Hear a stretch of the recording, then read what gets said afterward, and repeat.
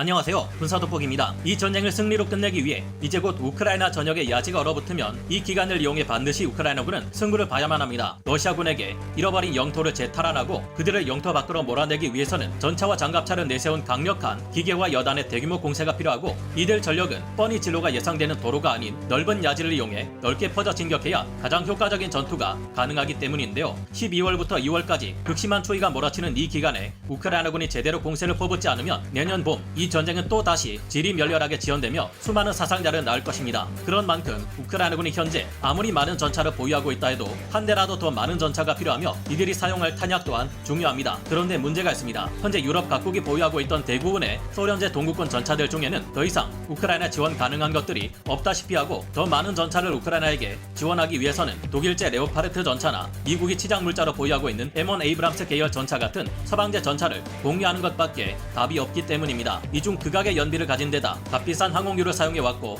열화 우라늄 장갑과 열화 우라늄 포탄을 사용하는 M1 에이브람스 전차는 미군이 아니면 운용하기 어려울 것으로 평가되어 왔습니다. 이 때문에 그 대안으로 제시된 것이 레오파르트2 계열의 독일제 전차들을 우크라이나에 제공하는 것이었는데요. 그런데 무슨 이유에선지 독일은 항상 마지막에 가서 이 레오파르트2 계열의 전차들을 우크라이나에 지원하는 것을 막아 비난을 받아왔습니다. 그러나 이 같은 독일의 방해 공작도 이제는 끝이 날 듯한데요. 미국의 강력한 압박으로 인해 드디어 독일제 레오파르트2 계열 전차들이 우크라이나에 지원되기 시작할 가능성이 크게 높아진 것입니다. 독일의 레오파르트2 계열 전차들이 무적은 아니지만 무엇보다 뛰어난 사격 통제 장치로 인한 정밀 포격이 가능한 만큼 어쩌면 지금의 우크라이나 전장에 이들이 대량으로 지원될 경우 이번 겨울 대공세의 선두에 서서 러시아군 기갑부대들을 끝장내는 게임 체인저가 될 수도 있을 것으로 기대되고 있습니다. 무엇보다 그 수량이 엄청난 만큼 우크라이나군이 레오파르트2 계열 전차를 대량으로 지원받기 시작할 경우 더욱 많은 중고 레오파르트2 계열 전차를 지원받음으로써 천군 만마를 얻는 것과 다름없는 상황이 펼쳐질 수도 있을 것으로 기대됩니다. 자세한 소식과 우크라이나군이 공여받을 가능성이 큰 레오파르트2A4 전차의 구체적인 성능이 어떠한지 알아보겠습니다. 전문가는 아니지만 해당 분야의 정보를 조사 정리했습니다. 본의 아니게 틀린 부분이 있을 수 있다는 점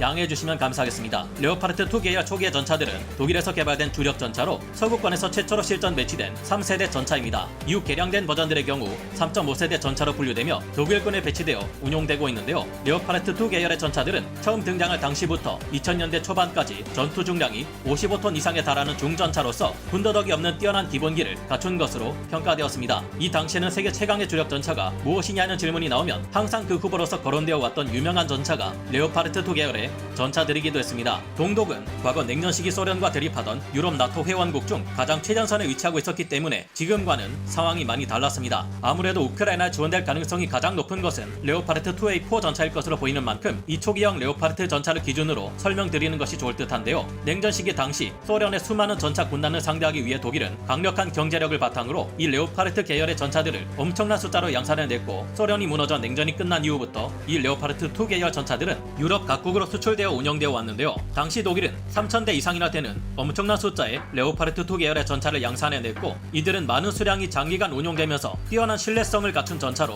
평가되어 왔습니다. 유명한 미국의 M1A1 에이브람스 전차와 M1A2 에이브람스 전차의 주포로 사용된 라인메탈사의 120mm 활강포는 사실 이 독일제 레오파르트2 계열 전차들에서 나온 것이었고, 레오파르트2 계열의 전차들은 세라믹으로 대표되는 여러 종류의 방탄재와 방탄 강판을 결합시킨 복합 장갑을 채용해 방어력을 높였습니다. 이 라인메탈 120mm 활강포는 당대 최고의 명품 주포로서 이후 M1 계열 전차들 외에도 이스라엘의 주력 전차인 메르카바 전차, 우리군의 K1A1 전차, 일본의 90식 전차 등 다양한 서구권 군사 강국들의 3세대 전차들이 모두 채용한 주포인데요. 이 주포는 44구경장으로 오늘날의 주력 전차들이나 K2표 전차의 55구경장 포신에 비하면 위력이 떨어지지만 높은 정확도를 가지고 있으며 1999년 개발된 DM53 텅스텐 포탄을 사용할 경우 630mm급의 관통력을 발휘합니다. 가장 위력이 약한 DM13탄을 사용할 경우 2km 거리에서 340mm 정도로 관통력이 떨어지지만, 현재 우크라이나 전장에서 활동하는 대부분의 전차인 T-72 계열의 전차들이나 T-80 계열의 전차들, 치장 물자로 급히 꺼내온 T-62 전차들을 상대로는 무시무시한 위력을 발휘할 수 있을 것으로 짐작되는데요.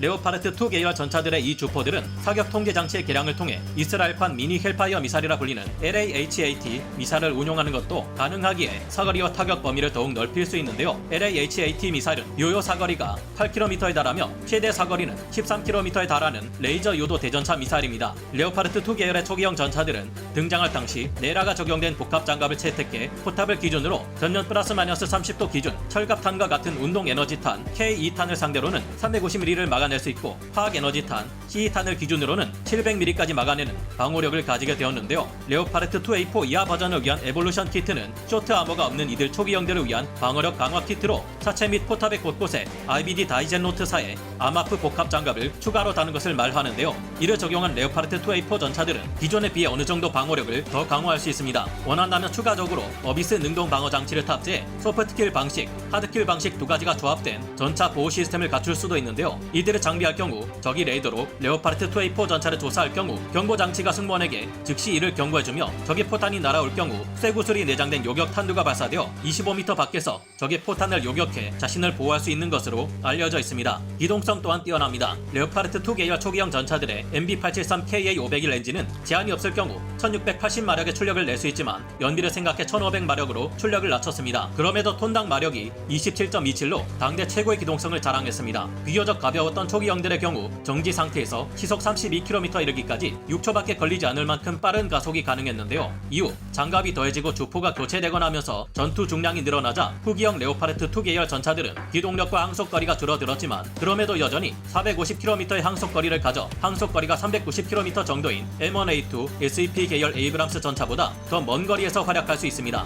게다가 도하 능력이 기본적으로는 3m 정도지만 커닝 타워를 장착할 시 5.5m 깊이의 강이나 하천을 건널 수 있기에 우크라이나 전장에서 활약할 여지도 큰데요. 물론 레오파르트 전차들은 구형 전차이고 이후 독일의 극심한 군축과 비효율적인 양산 시스템으로 인해 개량이 제대로 진행되지 않았다는 점 때문에 여러 면에서 현대적인 최신의 서구권 전차들에 비해서는 성능이 떨어지는 전차이기는 합니다. 하지만 현재 우크라이나에게 이 정도 성능을 갖춘 레오파르트2A4 전차들이 대량으로 공여된다면 더없이 큰 힘이 될 수 있을 것으로 예상되어 전쟁이 진행되는 도중 많은 나라에서 운용 중인 이 전차를 우크라이나에 공여하자는 주장이 많이 나온 바 있습니다. 스페인에서는 자국군에서 퇴역 후 치장 물자로 남게 된 40대 레오파르트2A4 전차를 우크라이나에 지원하려 했는데요. 그런데 왜인지 원래 생산국인 독일에서는 레오파르트2A4 전차의 제3국 이전에 반대했고 스페인의 주장은 무산되어 버렸습니다. 그동안 동구권의 전차들을 운용해왔던 우크라이나군에게 서구권 전차인 레오파르트2A4 전차는 전력화하고 유지 보살 역량을 갖추는데 시간이 걸린다는 문제, 2A4 버전은 구형이라 비교적 떨어지는 방어력의 문제를 무시할 수 없다는 우려도 있었는데요. 레오파르트2A4 전차는 구형 토우 대전차 미사일에만 피격되어도 유폭이 일어나 포탑이 사출되어 버리는 등 터키군을 통해 방어력이 떨어진다는 점이 증명되기도 했습니다. 그러나 이런 변명을 대기에 독일의 태도는 너무 수상했습니다. 현지 시각으로 지난 7월 28일 미 정치 전문 매체인 폴리티코의 보도에 따르면 독일은 지난 4월부터 일찌감치 폴란드, 슬로베니아, 체코, 그리스, 슬로바키아 등의 유럽 내 동맹국들을 통해 우크라이나의 전차를 우회 지원하겠다고 유럽 동맹국들과 약속했지만 수개월간 이를 온갖 이유로 대가며 미뤄왔습니다. 최강 자주포라는 독일제 PZH-2000도 막상 독일에서 지원받고 보니 문제가 많아서 타국의 수리 및 보수를 부탁해야 했는데요. 독일이 이런 소극적인 태도를 보이는 이유는 지상전의 핵심 무기체계인 전차를 직접 독일이 우크라이나에 지원할 경우 러시아를 자극해 확전으로 이어질 수 있다는 우려 때문이었던 것으로 해석되어 왔습니다. 이 같은 독일의 태도에 많은 유럽 국가들이 실망해왔으며 폴란드와 같은 국가의 경우 우크라이나에 전차를 지원하며 생긴 전력 공백을 독일을 통해 메울 수 없다 판단해 우리 한국의 K2PL 전차를 820대나 도입하기도 했습니다. 이 때문에 당초 우크라이나 전쟁으로 큰 기회를 맞는 것은 독일이 될 것이라던 예상과 달리 우리 한국이 이 기회를 잡고 민주주의의 무기고로서 떠오르게 되었는데요. 그러나 결국 참다 못한 미국의 분노가 터져버린 듯합니다. 불가리안 밀리터리가 현지 시각 12월 11일 보도한 기사에 따르면 2023년 초 우크라이나가 드디어 독일제 레오파르트2A4 전차들을 지원받을 듯 하다는데요. 스페인의 레오파르트2A4 전차들은 우크라이나 현지 실사단이 전차들의 상태를 확인해 본 결과 보관 상태가 너무 좋지 않아 인수하지 않게 되었지만 이후 다른 여러 나라에서 운용하고 있는 레오파르트2 계열 중고 전차들을 계속 우크라이나는 요청해왔습니다. 이 요청이 받아들여질 수 있게 된 것은 미국 백악관이 직접 나서 독일로 하여금 우크라이나에 레오파르트2 계열 전차들을 지원하는 것을 승인하라고 공개적으로 압박했기 때문이라고 하는데요. 이 덕분에 우선 폴란드군이 보유하고 있는 총 249대의 레오파르트2 계열 중고 전차들이 우크라이나 지원될 확률이 가장 높은 것으로 파악되고 있습니다. 최근 폴란드는 116대 M1A1 에이브람스 중고 전차들을 미국에게서 도입하고 28대의 M1A2 SEP V2 에이브람스 전차들을 훈련용 훈련용으로 긴급 임대해 사용한다는 계약을 미국과 맺은 바 있습니다. 폴란드군의 이 같은 M1 에이브람스 계열 전차 부분 도입은 자신들이 운용하고 있는 독일제 레오파르트 2 계열 전차들을 우크라이나에 지원하기 위한 사전 조치라는 해석이 많이 등장하고 있는데요. 폴란드의 레오파르트 2A4 전차들도 이제는 구식 전차이지만 현재 러시아군의 전차들에 비해서는 최신의 전차에 속하는 것으로 평가되며 무엇보다 이 전차의 운용법을 마스터한 우크라이나군이 발전된 서구식 전차 운용 전술에 따라 이를 대규모 공세에 잘 이용한다면 그 결과는 놀라울 것이라 조심스레 예상해 봅니다. 우크라이나가 지원받을 폴란드 그리고 더 많은 국가에게서 지원될 수 있을 레오파르트 2 전차들이 러시아군을 물리치는데 매우 큰 도움이 될 수 있기를 바라며 오늘 군사 돋보기 여기서 마치겠습니다. 감사합니다. 영상을 재밌게 보셨다면 구독, 좋아요, 알림 설정 부탁드리겠습니다.